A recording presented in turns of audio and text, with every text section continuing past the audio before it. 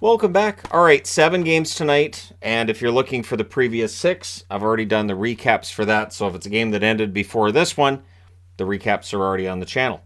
So we're going to go ahead and jump right in, talking about Montreal and Tampa Bay here. So it's Montembeault versus Elliott. They had a nice ceremony beforehand for the Tampa Bay Lightning Hall of Fame, and I do appreciate teams having Hall of Fames and all of the wonderful stuff they have to just, recognize players and former, in this case, former owner and all of that fun stuff. Phil Esposito being there was a nice touch as well. Habs press at 3 minutes. The shots are 2-1 for Tampa Bay at 4.5 minutes, but Montreal would score first. It's Hoffman from Suzuki and Savard at 5:12.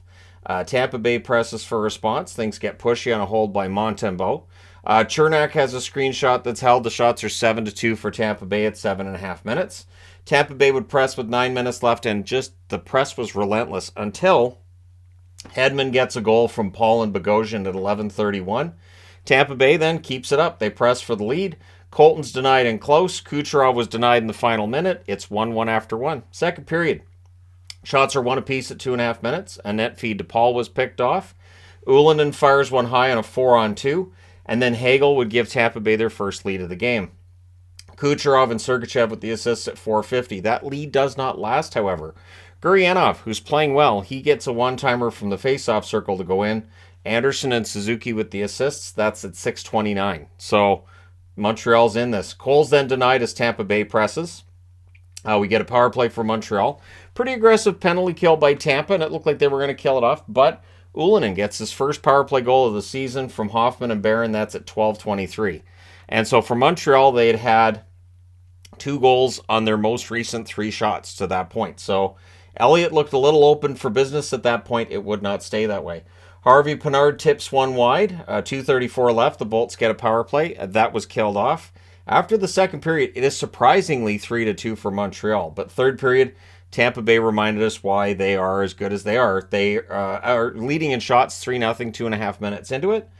We get a power play for Tampa. They score on it. It is Stamkos from Kucherov and Killorn at 3:14. On the next play, the fans call one. The referee does not.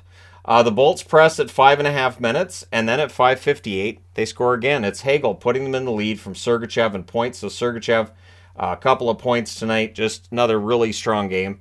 Bolts look for another. The shots are 6-1 in their favor 8 minutes in. Bolts press at 9 minutes. We get a power play for Montreal. Tampa Bay clears twice early in that. They do end up killing that off. Paul wires one wide on a turnover. They pull the goaltender with 1:25 left. That allows Hagel to get the hat-trick goal at 19:16 to make your final score 5-3 in favor of the Tampa Bay Lightning. They go to 42, 22, and 6. Montreal 27, 37, and 6 with the loss. Shots on net 13-6 Tampa in the first, 12-11 Tampa in the second, 16-4 Tampa Bay in the third. They would not be denied. Final shots 41-21 for Tampa. Power plays, both teams 1 for 2. The hits 37-20 for Montreal. I assume because the puck was normally being possessed by the Tampa Bay Lightning. Montembeault saves 36 out of 40. Good night for him. His stats were okay in that 9-5 ugliness against Florida. Elliott, 18 saves on 21 shots. So basically in the third, Montreal just didn't have shots to try to break through on Elliott. All right, next up. So Toronto and Ottawa had quite the game tonight. You just double check there's no rabbit. Oh, yeah, you went around that way. That's nice of you. So it's Murray versus Sogard in this one. And again, just a crazy game here. Early press by the Sens. Pinto's denied. Batherson has a one-timer that's held. Toronto scores on their second shot. It's McCabe from Marner and Tavares at 3:11. The Leafs look for another. They had some momentum to this point. Zub to Stützle gets picked off by Schenn. The Go Leafs Go chant gets going. So there was a lot of Toronto fans in that Ottawa crowd tonight. Shots are 10-7 for Ottawa with 9 minutes left. And then at 14:28, Ottawa ties it. It's Gauthier from Pinto and Brandstrom. And it bounced over Murray and in. It's one of these weird pucks. Between pucks that bounced over and bounced in and pucks that people didn't see go in the net. Apparently even in the Abbotsford game tonight, because I'm wearing my Abbotsford hat, apparently even in the Abbotsford game tonight, there was a puck that went in that fans didn't see go in. Brassard's denied on the doorstep. Things get kind of pushy after a hold by Murray. Tkachuk has a net feed picked off. The Leafs do press to close it out, but it's 1-1 after 1. Second period, early press by the Sens. The Leafs are having trouble clearing early on here. They get pinned down every time they have a chance to clear it. They don't. If they do, if it gets out of their zone, it doesn't quite get to center ice. You can't get that line change in, especially with the long change, but Toronto gets a power play. The thing is, there's also a but with that as well, because Ottawa gets a shorthanded goal. It's Stützle, buries it on a rush from Hamonic at 5:31. We're watching this year as Stützle becomes a legit superstar in the National Hockey League. So that makes it 2-1. However, Marner then answers on the power play at 6:09 from Riley and Tavares. He wires that one from the slot, and if you saw the emotion from Marner, you know, Leafs a little fired up. Sens press for a response, but Toronto scores again. Some big saves by Søgaard, but Järnkrok ends up scoring from Matthews and Liljegren at 9:16. So that puts Toronto in the lead now, 3-2. We get a power play for Ottawa. Tkachuk's denied from the slot. We then had 4 seconds of 4-on-4, meaning we had a power play for the Leafs. That was killed off as well. McMahon then had a blast that was caught and held. So we're going to the third period with Toronto ahead 3-2. Lafferty has a net feed that's picked off. Murray knocks the net off. He's talked to. It wasn't the first time he knocked the net off. That one was not necessarily, I think, egregious to be putting it a little bit too strongly, but he probably didn't need to knock the net off there. Shots are 3-0 for the Leafs at 5 minutes. There's a post for Gregg from the slot. The Sens press at 8.5 minutes. There's a near miss for DeBrincat, and then Järnkrok gets a second of the game. He scores from Matthews and Kerfoot at 9:39. But Ottawa answers. Tkachuk scores from Stützle and Hamonic at 10:42. So they were 2 goals behind pretty quickly. They're only 1 goal behind. Sens press to tie it. We end up with a power play for Ottawa. There's a shorthanded chance for Kampf. He's denied and close. That was killed off. The Sens tie it, but it's an offside challenge, and yep, offside. Comes off the board. 45.4 seconds left. There's a 6-on-4 for the Sens because they got the goalie pulled. And so they call a timeout. Whatever they discussed works. At 19:49, Tkachuk scores on the power play from Giroux and Chabot. So we're going to overtime. In the overtime, Sens controlled early. The teams exchanged turnovers. Giroux has a shot that saved. The Leafs take over. Stützle's denied on a break, and there was a crossbar for Tkachuk. So we're going to the shootout. The shootout went to round 9 before Kerfoot gets the winner. And Toronto wins this one in the shootout 5-4. They go to 42-18-9 overall.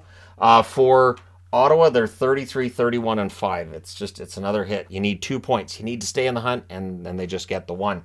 So the shots in this one, 19-9 Ottawa in the first, 18-11 Ottawa in the second, 12-7 Ottawa in the third. In the overtime, they outshot Toronto as well, 3-2. Final shots are 52-29 in favor of Ottawa. Power plays, 1 for 2 for Toronto, 1 for 3 for Ottawa.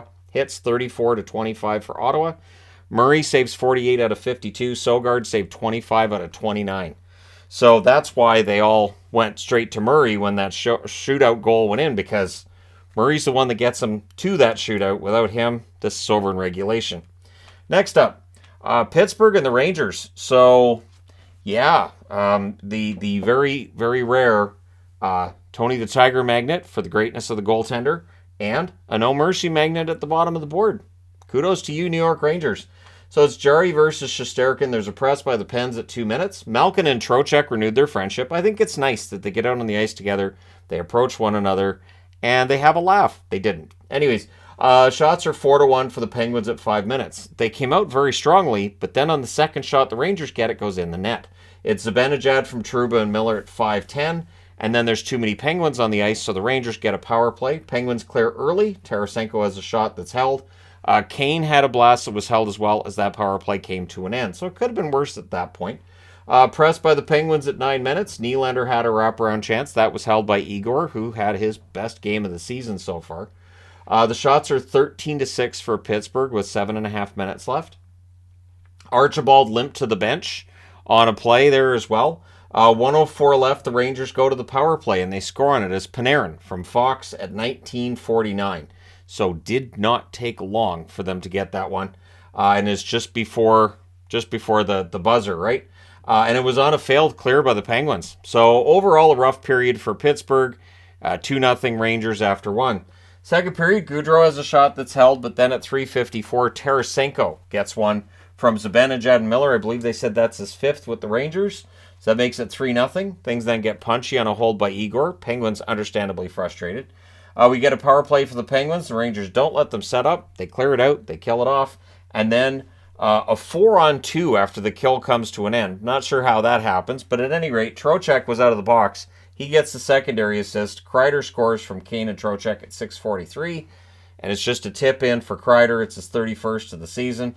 Jari's done. So he's pulled for the 4th time in his last 10 starts. That's something that Pittsburgh's going to have probably some bad dreams about for a while. The thing is, with Florida winning today in this result, Pittsburgh's playoff hopes, they're still pretty good. I mean, you look at the remaining schedule for Florida and Pittsburgh, it still favors Pittsburgh, but I don't know. I think we're back into uncertain territory when it comes to the Penguins' future here.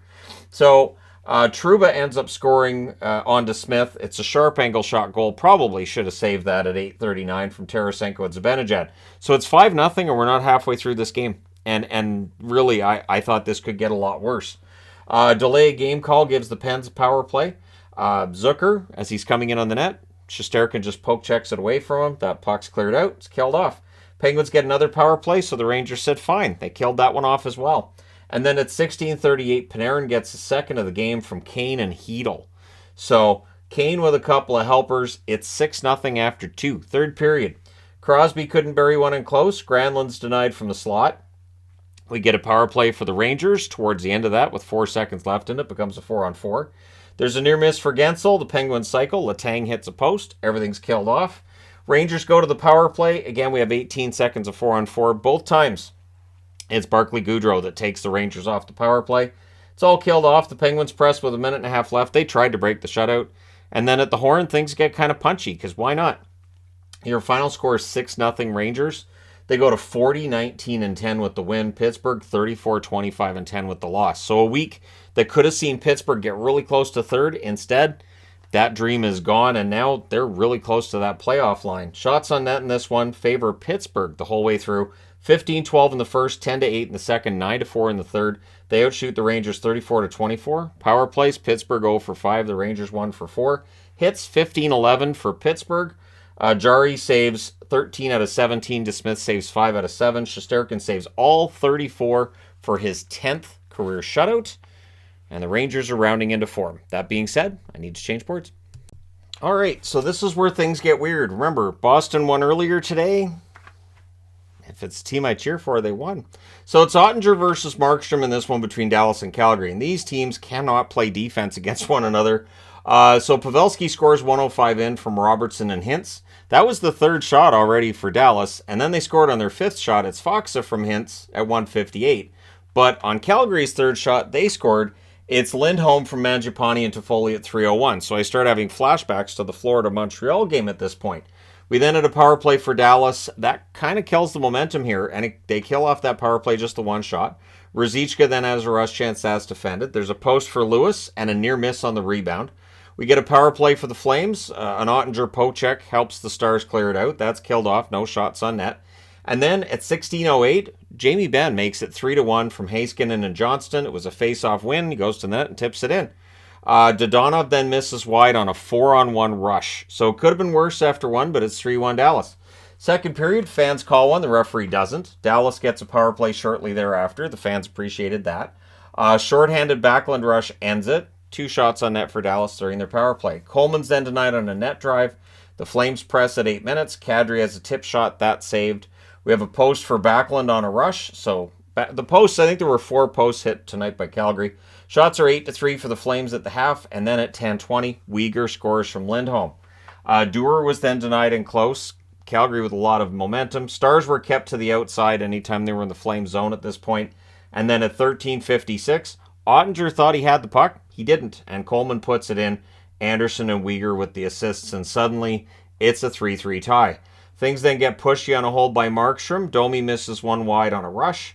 And then Ritchie on a breakaway. And here's the truth. You guys don't have to believe it.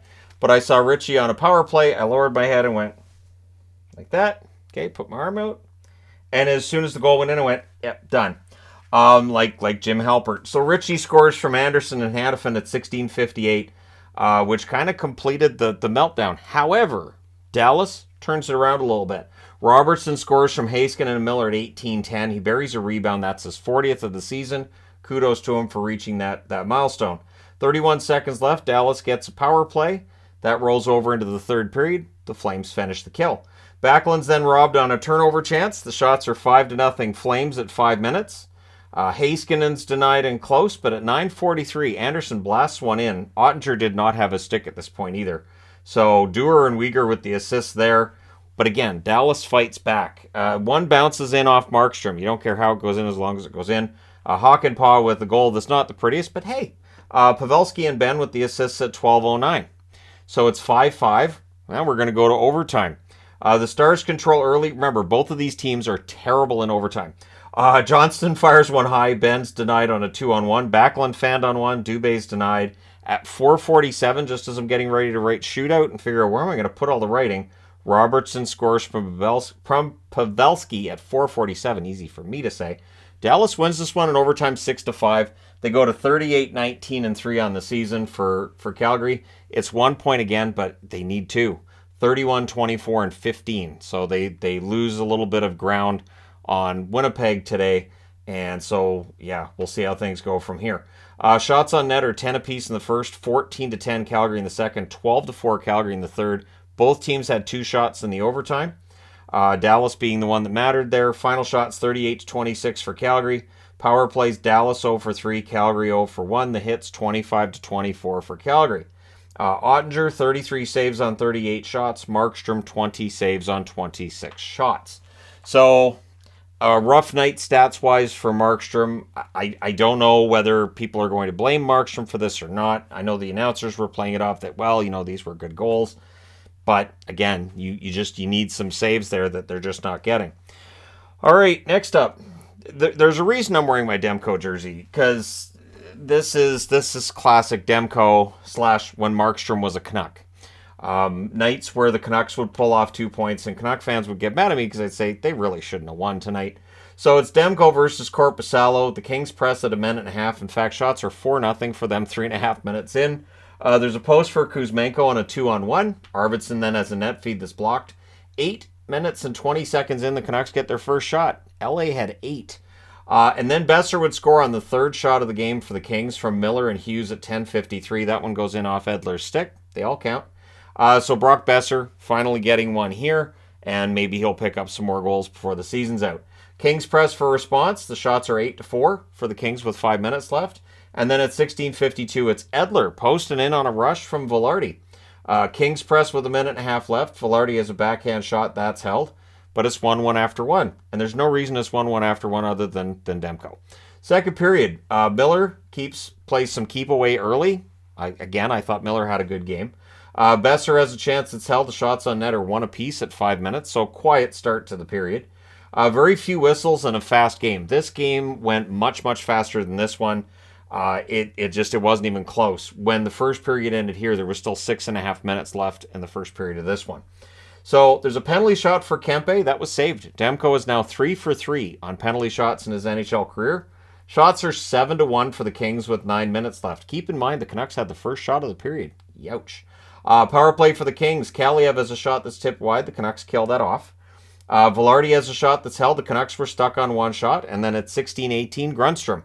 It's on a turnover, and it goes off his skating in. Kupari and Kaliev with the assists. They did not call for review for kicking or anything, and I don't think that would have been overturned if they had. Kopitar has a shot that's held. Dakota and Joshua and Doughty are chatty at the horn. It's 2-1 LA after 2. Probably Doughty saying, we're not going to lose to a team like that. That's my guess.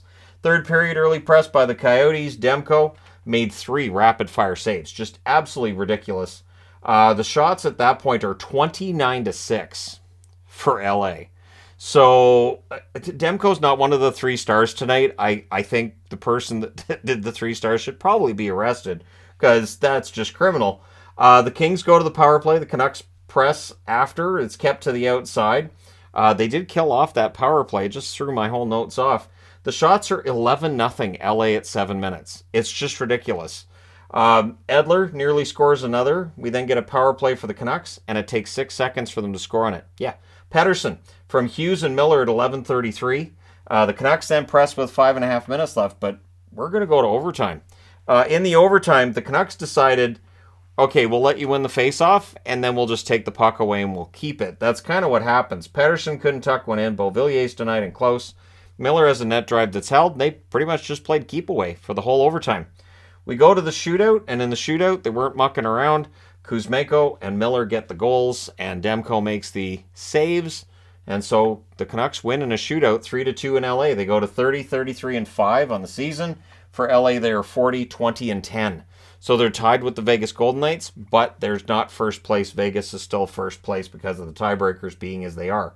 Shots on net in this one, it's LA until the overtime. 11-4 in the first, 12-2 in the second, and 17-8 in the third. In the overtime, Vancouver had all 3 shots. Final shots 40-17 LA. Power plays Vancouver 1-for-1, LA 0-for-2. Hits 32-17 Vancouver. Demko saves 38 out of 40. He was ridiculous. Korpisalo wasn't that busy. It was good though, 15 saves on 17 shots. But yeah, just ridiculous result there. All right, next up, Chicago and Arizona. Yes, I watched parts of this game. Absolutely I did. That being said, it doesn't really have playoff implications, but how about those Coyotes? Things are going pretty well for the Coyotes right now. So it's Stalock versus Prosvetov, the Cactus Leg jersey, and I put Cactus Leg for the win because I want to see those third jerseys win some games for them. And they have. On the first shot Chicago gets, though, they score. It's Jujhar Khaira from Tinordi and Kachuk at 35 seconds. It was credited to Tinordi right up until about the third period when they changed it over to Khaira. Shots are 5-1 Chicago 5 minutes in. So slow start for Arizona. Kachuk has a shot that's caught and held. The Hawks get a power play. Radish's net feed was held. That power play is killed off. Prosvetov with another really strong game tonight. Coyotes then get their turn on the power play. That was killed off as well. The shots are 7-6 for the Hawks with 7.5 minutes left. Dickinson's tonight on a chance. Boyd clears it out. The score is 1-0 Chicago after 1. Second period. Strong forechecking by the Hawks early in the period. Nemeth then has a shot that's blocked as the Coyotes press. Athanasiou fans on what likely would have been a goal. We get a power play for Chicago. Athanasiou has a chance that's held. There's a mad scramble at the Arizona net. Hawks can't bury it. There were 2 or 3 times where I thought, well, that's going in. And it just wasn't. Just didn't go in. And it's a combination of Prosvetov and the other guys in the beautiful brick-colored jerseys just making sure that puck doesn't go in. So that was killed off, and then Schmaltz rushes the other way. The shots on net are 4-1 Hawks at the half. Power play for the Coyotes, but then it becomes 40 seconds of 4-on-4. Tyler Johnson has a shot that's caught and held. Everything's killed off there. Valimaki has a blast that's saved as the Coyotes press, but they would tie it up before the period's over. It's Barrett Hayden staying red hot. From Keller and Valimaki at 17:48, the Hawks press to respond, but after 2 periods, it's 1-1. Third period. The Hawks had the only shot on net 3 minutes in. They would get a power play. They would score on it as Caleb Jones at 4:14 to put Chicago in the lead. Prosvetov had lost a blade on the play. Otherwise, he would have saved that. But without a blade on one of his skates, it's really hard to get up and make a save. Hawks press for another, but at 6 minutes. Wired top corner, Clayton Keller. And it's short side, and it's a goal scorer's goal. Valimaki and Boyd with the assist. I don't even know how Keller got it. I just knew it was coming. Keller right now is one of the best players in the National Hockey League. And yeah, I don't know what else to say about it, but he's playing the best hockey he has in his career. I think it's an 8-game point scoring streak he has going. Krause then has a one-timer that saved. The shots on net are 4 apiece at 9 minutes. We get a power play for Arizona. That's killed off by the Hawks. The Hawks then get a power play. That was killed off as well. And then Valimaki scores his first goal in 39 games. Keller and Schmaltz with the assists at 16:48. Goalie pull happens with 1:45 left. And at 19:21, Michelli hits the empty net from McBain and Mosier. So that's, I think, the 7th goal of the season for Michelli. I hope he gets some Calder consideration. Your final score is 4-2 for the Coyotes. They go to 27-32-11 with their 4th win in a row. Chicago 24-39-6 with the loss. Shots on net favor Chicago the entire way. 12-7 in the first, 14-7 in the second, 8-7 in the third. Final shots 34-21 for Chicago. Power plays, Chicago 1 for 5, Arizona 0 for 3. The hits 30-24 for Arizona. Stalock saves 17 out of 20. Prosvetov saves 32 out of 34. His numbers have been excellent since the call-up. All right, last but not least, the Islanders and the San Jose Sharks. So this is one the Islanders had to win, and they played like they had to win it. So it's Sorokin versus Kakinen, and in this one, the shots are 3-1 for the Sharks at 2.5 minutes, so they do get off to the better start. Power play for the Islanders, that's killed off. We get another power play for the Islanders, and an early clear by the Sharks while the referee is being informed that he sucks, because that's the best way to tell him. It's only 5 minutes into the game. It's a bit early to already decide the referee sucks, but the fans paid to tell the referee that he sucks. So Pulock is a screenshot that's held. That power play's killed off. The Islanders press after it ends, but on a rush, out of the box, LeBanc with the puck, puts it in the net from Couture and Sturm at 7:31. So, against the flow of play, San Jose's up 1-0. Pajot's then denied on a fast break. The Islanders get their third power play. Lee has a chance that's held. That power play's killed off. The Sharks then get a power play. There's a near miss by Hurdle, and then Islanders score shorthanded. It's Pajot from Cizikas at 16:08, and then, most importantly, the Islanders finish the kill. So it's 1-1 after 1. The Islanders are 0 for 3 on the power play, but they've got a shorthanded goal. Second period, early jump for the Islanders. Martin has a blast that's held, and then Palmieri, who's been good lately, scores from Mayfield and Dobson at 2:18. We then get a power play for the Islanders. Lee has his chance that's held, but then Pulock wires one top shelf. Nice goal there. Puts the Islanders up 3-1 from Fasching and Engvall at 5:24. So there's Engvall on the board again. Sharks go to the power play. That's killed off. Horvat then has a rush chance that's saved. And then Kakinen denied Horvat's one-timer from the side of the net not long after. Islanders go back to the power play. That was killed off. And then Eklund was denied on a fast break before the period's out. And it's 3-1 Islanders after 2. Third period. Shots are only 2-1 for the Islanders at 3 minutes. Not a lot going on to that point. And then at 5:19, Parise puts this one out of reach. He scores from Romanov and Pajot to make it 4-1. Benning has a net feed that saved. The Sharks would press at the half, not getting a lot on net, though, and really, Sorokin was dialed in tonight as well. Fasching's denied on a turnover chance. Gregor has a rush chance this blocker to side. They just could not solve Sorokin again after that LeBanc goal. Your final score is 4-1 for the Islanders. They go to 36-27-8 with the win. San Jose 19-37-14 with the loss. Shots on net, 10-9 Islanders in the first, 14-8 Islanders in the second, 13-9 San Jose in the third. Final shots, 33-30 for the Islanders. Power plays, 1 for 5 for the Islanders, 0 for 2 for San Jose. The hits, 23-15 for San Jose. Sorokin saves 29 out of 30, and Kakinen saves 29 out of 33. So there you go. You guys are all caught up, and really enjoyable long day of hockey, and there's another long day of hockey tomorrow, so I'll be doing that preview tonight, but that also means power rankings are coming. Let me know your thoughts regarding these games tonight. Don't forget to hit like and subscribe if you're browsing right through, you just happened upon this video. Thank you guys so much for watching, for all your support. I will talk to you again soon.